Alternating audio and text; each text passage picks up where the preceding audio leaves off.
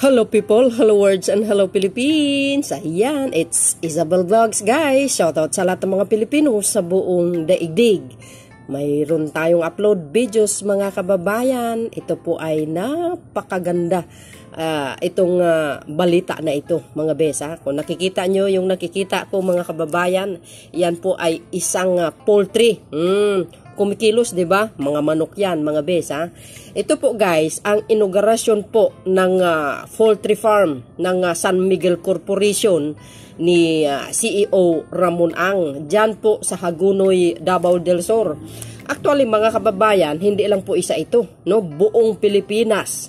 No, sabi nga ni Ramon S. Ang, no, na gusto niya sana magpatayo din sa Mindanao. Pero ang sinabi ng Pangulo, mga kababayan, doon na lang po daw sa barn. Wow, talagang nakafocus ang Pangulo sa barn, ano? So, para lang magkaroon ng trabaho yung ating mga kababayan ng mga Muslim. Yan ang pinaka maganda dyan. At alam nyo, bangon nga Marawi. Kaya i-develop talaga yan, yung lugar na yan. At lalagyan ng malalaking instruktora tulad ng new bagong hospital, bagong airport, lahat-lahat, etc. So, dahil dito mga kababayan, alam nyo ba, itong poultry farm na ito, napakalaki ito guys. Nag-create ito po guys ng 1,000 trabaho dyan sa Davao del Sur. O, diba? Ang ganda ng diskarte ng ating mahal na Pangulo. Ang sabi ni Ramon Ang, no, nandahil sa Pangulo na ipatayo niya ito. Mga kababayan, pinag-usapan nila dalawa para lang magkaroon ng trabaho mamayang Pilipino sa bawat lugar na ipapatayo itong pabrika na ito. Pabrika ba ito? Pabrika ng manok. Planta ng manok guys, which is poultry farm. Oh, 'di ba? At hindi lang 'yan, maiiwasan ang pag-import ng manok sa susunod na mga taon, mga kababayan, sapagkat ito ay 200 million ang ma-harvest nito annually. Wow! At ito guys, di kalidad ito, magnolia ito. Siyempre, lahat naman tayo guys ay affordable ang affordable natin mabili ito. Kaya, itong farm na ito, malaki ang katulungan nito sa atin. Alam nyo, ang Pangulo talagang matalino. Alam niya po ang pamaraan kung paano mabigyan ng trabaho, kung paano maiwas sa pag-import. Dahil dyan mga kababayan, panoorin nyo, no?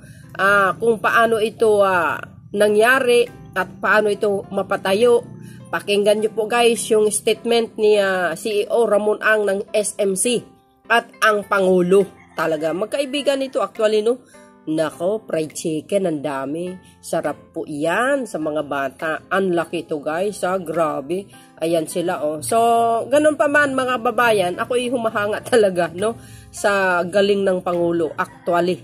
Not only di Marcos Loyalist tayo, pero binabase po natin ito sa pamumuno or sa galaw. Ang daming magagandang programa, no? Iniisip niya talaga ang kapakanan ng mamayang Pilipino at sobrang may pusong mamon ito si Pangulong Marcos Jr. Makamasa ito guys, nang dahil sa kanya, kaya pinatayo ni Ramon Ang yang poultry na yan, mga kababayan. Kung natatandaan nyo guys, bawat state visit ng ating mahal na Pangulo, kasama po yan si Ramon Ang sa mga bansa. Para lang guys, makausap ang mga big businessman sa buong mundo. So anyway, mga kababayan, ayan, pumasok na sila. Kita nyo yan? Wow. Wow na wow. Oh my goodness. Ako guys, ang daming manok yarn. Oh, diba? Nako. Nako. Paborito ng mga bata, fried chicken, mga kababayan, paano yan? Yung mga bumabati ko sa Pangulo dyan. Mayroon kayong, yung mga pinuno nyo, wala namang skills na ganyan. Oh, diba? Alam nyo mga kababayan, dahil siya po ay sekretary ng Department of Agriculture, marami pong bumabati ko sa Pangulo actually, na sinabi mahina, walang nagawa. Pero tingnan nyo guys, ang Pangulo kasi nagtatrabaho ng tahimik, hindi marunong magdada sa social media. Of course, yung mga supporters niya, mga vloggers, Marcos Solid, yan talaga ang nag-i-spread ng magagandang programa. Of course guys, I'm including myself dyan. Talagang ilalabas ko yung mga magagandang proyekto ng Marcos administration. Hindi man tayo baka support sa ibang bagay. pero pag-spread ng good news, good mga gagandang programa ng Pangulo, makakatulong tayo at para makapagbigay ng info sa ating mga kababayan sa buong mundo. So yun guys, maraming salamat sa inyo. Tunghayan po natin ang speech ng Pangulo at kay CEO Ramon Ang ng SMC. See you again guys on my next live. Don't forget to like, hit the button bell. Lagi kayong update sa aking mga bagong upload video. Siyempre guys, subscribe nyo rin po ako, mga besa. Shout out sa lahat ng mga Marcos loyalists and supporters out there.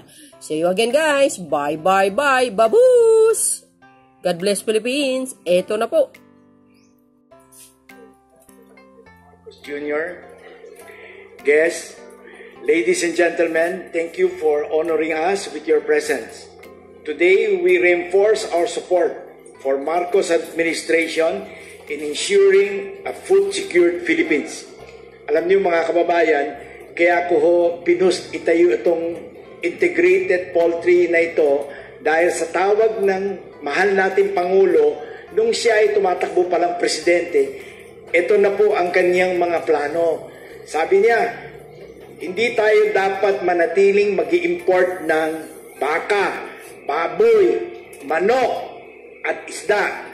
Ramon, tumulong ka. Wow. At 10 ng mga ibang businessman, tawagin natin lahat, magtulong-tulong to produce and make our food security happen. Ito po, mahal na Pangulo, nangyari na po. At nakita mo, na witness mo mismo, in tawag mo, na nagawa na natin to. Wow. 12 facilities na ganito po ito all over the Philippines.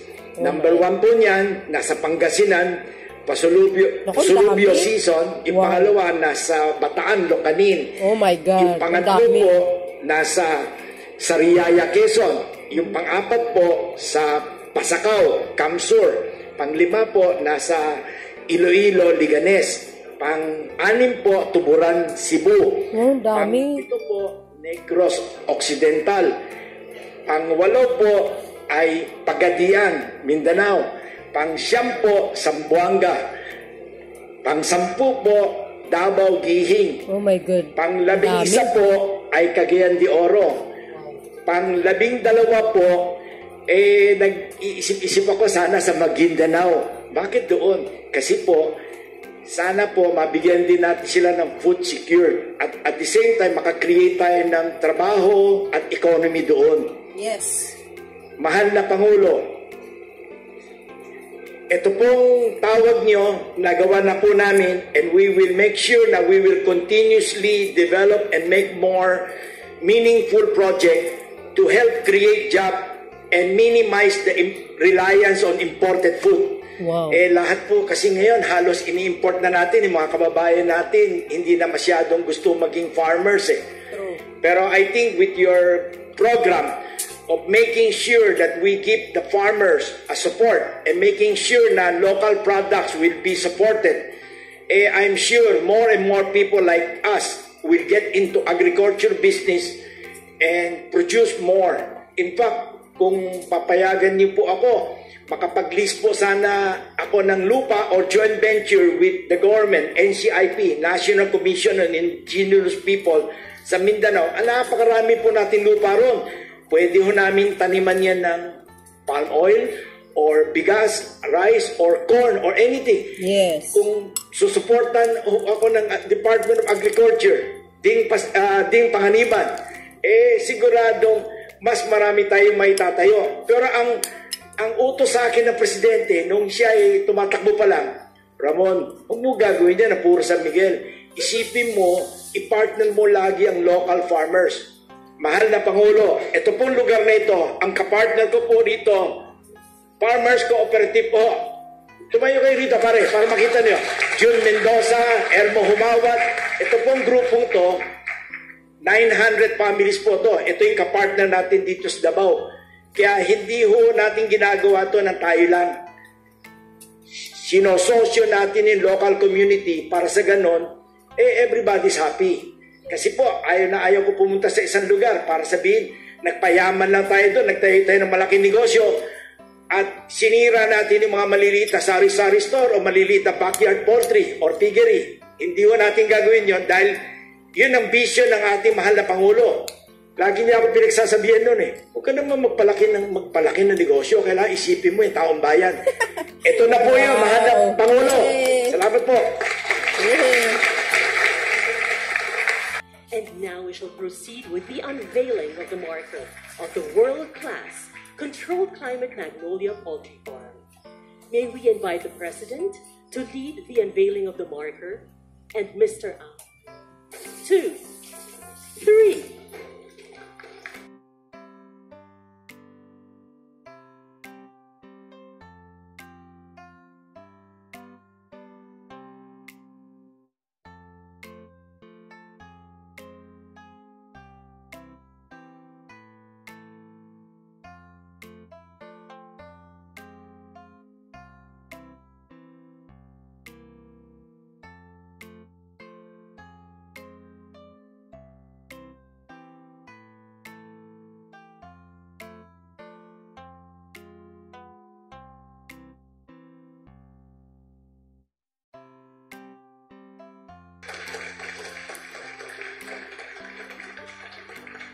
Maraming salamat, Secretary Anton Lactameo, for your introduction. Please take your seats.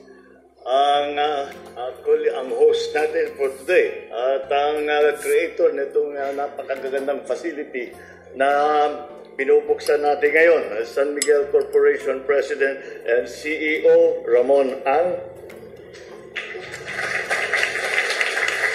Davao del Sur Governor Yvonne Ronya Cagas, Hagonoy Municipality Mayor, are you also Jess Dureza? Another Jess Dureza, yung aking kaibigan na yung ama mo. Hindi ko dapat inamin yun.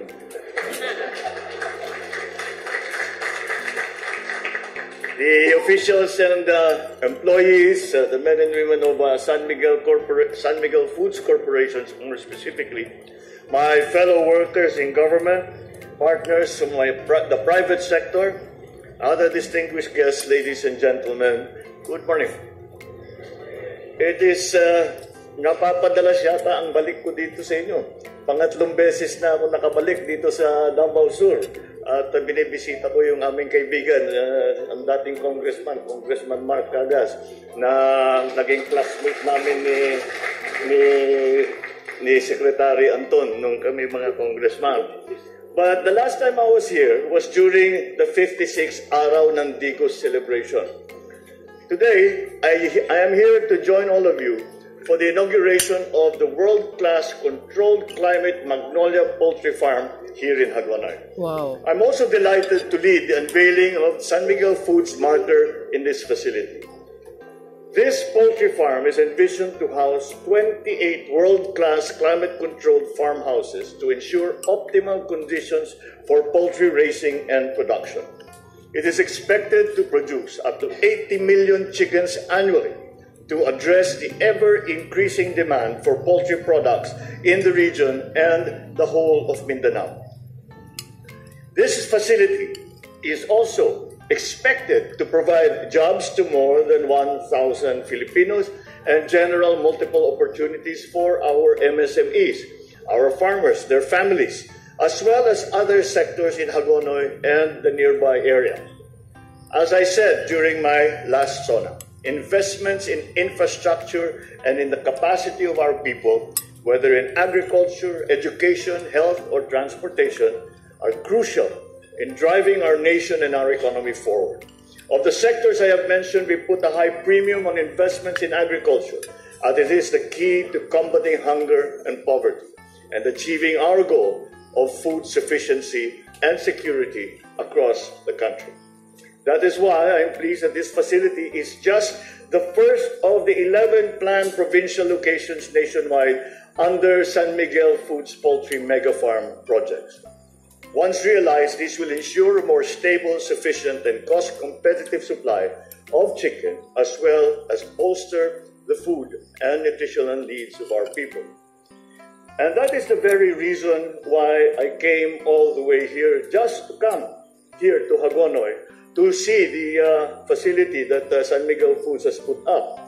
Because I came here so that we could highlight to other investors around the country and even internationally that there is a way to do this. We have to also explain to our people. We also have to show them that this is the way forward. This is the way of the future. And it is something that is not, sasabihin natin, masyadong mahirap yan, doon lang sa abroad yan, yung mga malaking lugar. And this goes to show that that's not necessarily the case. We can definitely do anything that they do abroad, anything that we can see that are advantageous to the food supply, we can adapt here and adjust it to the Philippine conditions. But again, that for me is the most important part, is that people realize that this is the way forward. We can no longer depend on the informal production of food in the way that we have depended on for a very, very long time. Because the population density, the geopolitical situation right now, which just became a great deal worse. All of these factors come together, and that is why we have pushed very, very hard to make sure that in the Philippines by itself, we are able to feed our people. And we are showing, facilities such as this are showing the way how to do it. We must industrialize our agriculture. Of course, we do not prevent the backyard growing and yung pag-aalaga ng baboy, ng manok, at sa bawat bahay, hindi naman kinukumpetensya yan. Iba ang merkado nito, iba ang market nito. Dahil ang lalabas dito, hindi dadalhin sa palengke dahil naka-process na, dressed na, frozen na. Kaya yan ang hindi masasagasaan ang mga small producers. At ang napag-usapan namin ni Ramon is that dapat talaga you have to hindi mag-succeed dito kung hindi mo involve ang local community. Sasabihin ng local community, naglagay sila ng malaking planta rito, meron kaming naramdaman, meron gumandang buhay namin, nagkaroon kami ng trabaho, meron kami ngayong ginagawa, may natutunan kami, gagawin namin ngayon dun sa amin. So this is it. You have the engagement with the local community is absolutely important because there is a tendency sometimes pag pinag-uusapan natin ang food supply and food security, nakakalimutan natin yung mga farmers, yung mga broiler producers. Kailangan maganda rin ang kanilang hindi sapat na sasabihin natin we have enough supply at saka mura, napakamura ng pagkain sa Pilipinas. Walang kita yung farmer, walang kita yung producer. Hindi naman maaari yan. Dahil ginagawa natin ito para magkaroon ng hanap buhay ang ating mga magsasaka. Correct. And the schemes that the San Miguel Foods has put into place for you to share, eventually also bring in as partners down the road, bring in as partners more of the local community, especially the cooperatives, the farmers associations, bring them all together so that they can partake of the advantages of such a plant economically. For the national government, it is important because this is the way forward. This is the way that we will have. This is what we will have to do to industrialize our agricultural sector so that we are able to provide sufficient food for our people at the price that they can afford, and allowing the producers, the farmers, those who nag-aalaga ng baboy, nag-aalaga ng manok, ay meron din silang pagkikitaan. So that is the balance that we are trying to achieve. This kind of facility goes a long way in achieving that. So I thank, of course, the San Miguel, led by Mr. Ramon Ang, for continuing to expand its operations in the country, for answering the call for investments in our agricultural sector. You have become a reliable partner of the government through your investments in food, in beverages, infrastructure, and other sectors, which align perfectly with this administration's socio-economic agenda. Thank you as well for investing here in Mindanao. Speaking of which, nung nakikinig ako sa'yo, Nasabi mo, gusto mong iniisip mo maglagay sa Maguindanao. Palagay ko, hindi ko man palagay ko magandang maglagay ka, kung hindi Maguindanao, pero Barm Province. Para matulungan natin yung farm government. Wow. Para merong hanap buhay. Sa barn na para naman. meron silang food supply. Yehey! Sa barn, mga Muslim. Para lumakas na yung kanilang ekonomiya. And that will help the stability in the Barm region. So with your help, we will make this island a bastion, not only of peace and security, but also of progress and food sufficiency in the years ahead. Rest assured that this government will continue to mitigate the adverse effects of diseases in your sector, particularly against avian influenza. We are starting, meron na palang bakuna ang avian influenza. So mag-a-acquire na tayo ng avian influenza vaccine. Yung swine flu, wala pa. Pinapilot-pilot pa lang, hindi pa lumalabas, hindi pa na-roll out. Ngunit yung sa avian flu ay mukhang effective na. Kaya bibili tayo para mabigyan natin at mabawasan yung mga kinakal dahil tinamaan ng avian flu. Lahat ito, we will do this we will help mitigate problems of disease through appropriate and timely interventions. I assure, once again, the private sector and our people in Hagonoy and the rest of Mindanao that we still have many initiatives, including big-ticket projects in store for the island. We are currently addressing the imminent threat of the Panama disease affecting our plantations here by conducting information dissemination on technologies and measures to control their spread. We are likewise assisting farmers by addressing the need for additional interventions on farm inputs and machinery and, of course, irrigation. We are also one with the people in the call for the preservation and conservation of nearby Mount Apo as we vie for its inclusion in the United Nations Educational, Scientific, and Cultural Organization's list of World Heritage Sites. And lastly, but not least, the Mindanao Railway Project. Wow. We are working on phase 1 of the Tagum-Davao-Digos segment of this ambitious endeavor to jumpstart interconnectivity in Mindanao. Oh my Moving God. forward, Grabe na rest ito. assured that the government will continue to pursue infrastructure projects and other endeavors that will sustain the socio-economic growth of the entire island of Mindanao and, with that, the rest of the country. Wow. Thank you. And I hope that we will all continue to work together to build a more prosperous and progressive Philippines, a Philippines that Filipinos deserve. Mabuhay kayong lahat. Magandang umaga po sa inyo.